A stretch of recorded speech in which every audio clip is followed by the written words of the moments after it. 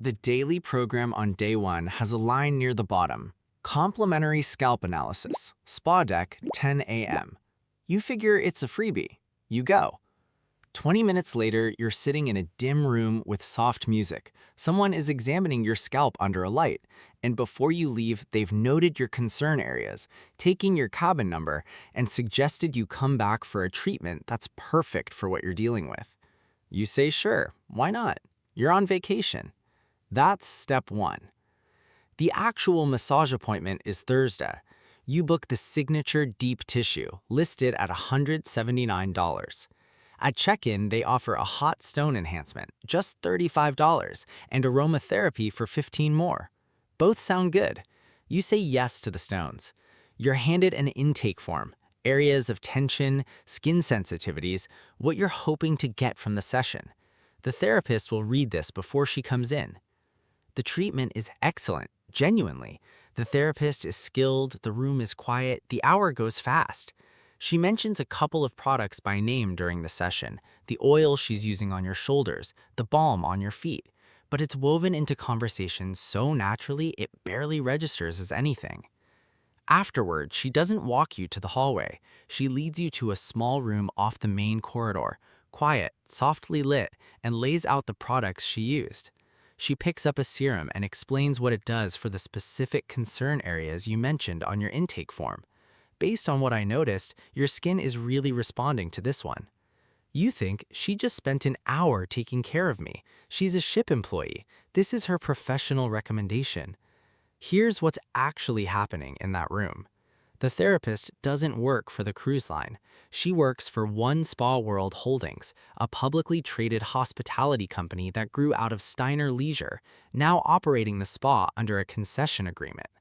This arrangement exists across the majority of major fleets: Royal Caribbean, Carnival, Norwegian, Celebrity, Holland America, Princess, and others. One Spa World runs spas on over 200 ships. The cruise line provides the space, One Spa World provides the staff, the products, and the operational model. The cruise line collects lease revenue or a share of what comes in. And what comes in includes the products. The recommendation she's making, the serum in her hand, the cleanser lined up beside it, is a trained, structured protocol, a step in her job, not a conversation. Her compensation includes a retail commission on what leaves with you. The LMS serum she's holding retails in the neighborhood of $175. The moisturizer beside it isn't far behind. None of this is hidden. It's how the spa industry works on land, too. But you thought you were in a ship amenity. You're in a retail sales environment that happens to include an excellent massage. Those are two different places. Which raises the obvious question, can you just say no?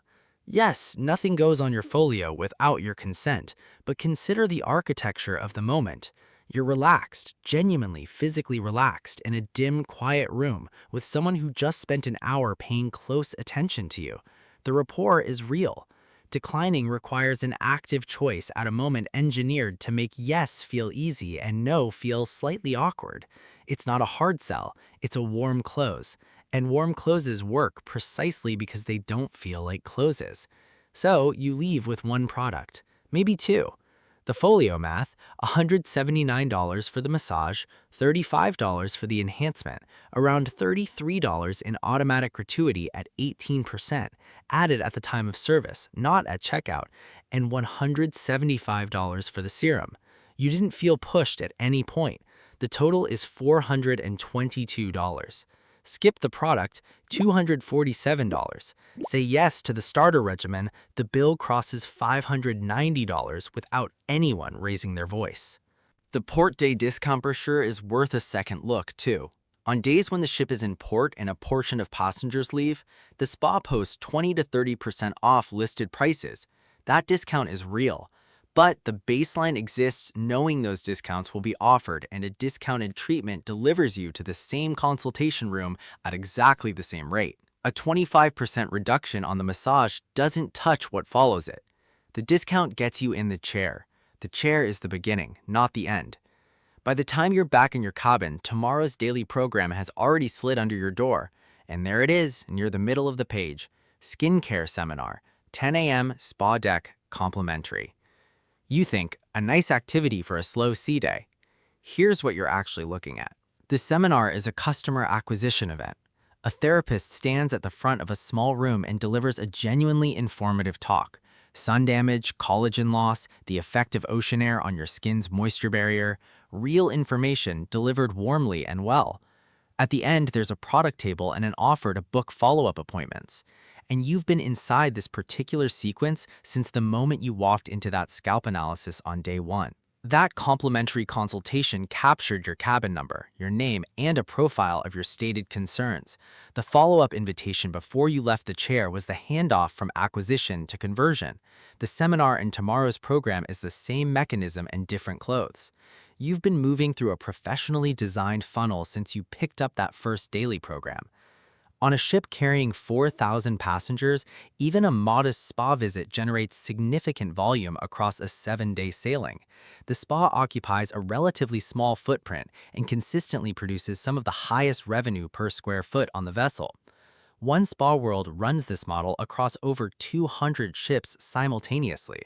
The math is not accidental. There's also the thermal suite, the hydrotherapy pool, the heated tile loungers, the salt room, sold separately from any treatment. A day pass runs roughly $45 to $60. A voyage pass lands somewhere between $150 and $250, depending on the line and the ship. For a passenger already feeling good about the experience, it's an easy yes. One treatment, one enhancement, gratuity, one product, and a thermal suite pass for the week, you're at $620 minimum, with nothing that felt like pressure. Come back once more, say yes to one more product, you're past $900. The discomfort, if there's any, arrives when you open the folio on your cabin TV the night before disembarkation.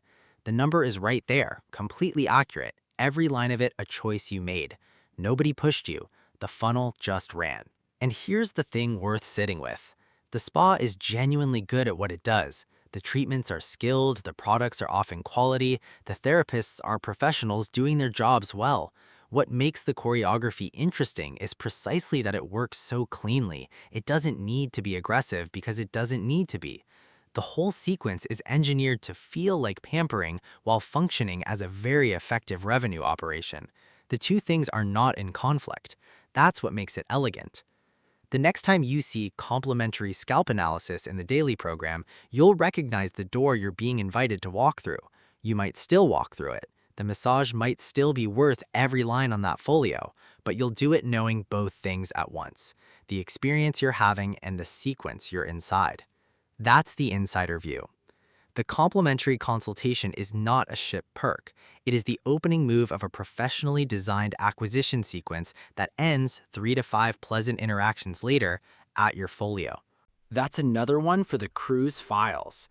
If you want to learn more about what goes on behind the giant cruise ships, everything from the scams on board to the secrets below deck, subscribe, like, and share. Thanks for watching, and I'll see you in the next one.